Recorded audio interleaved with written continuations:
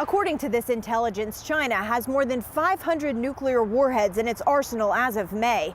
That's 100 more than last year and puts Beijing on pace to field more than 1,000 by 2030.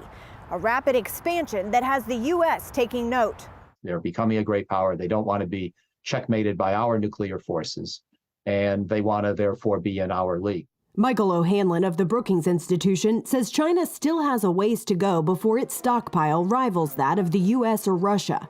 He adds, while the buildup isn't a surprise, he does find the budding partnership between Beijing and Moscow concerning. We always had a framework, and we assumed that it was okay for Russia and the United States to each have equal numbers of different types of weapons.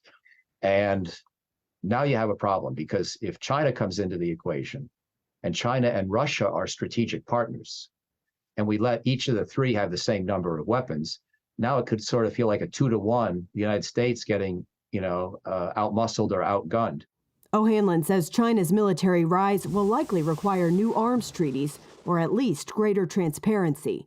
Meanwhile, the Pentagon report also shows a sharp increase in risky behavior by the PRC in the air.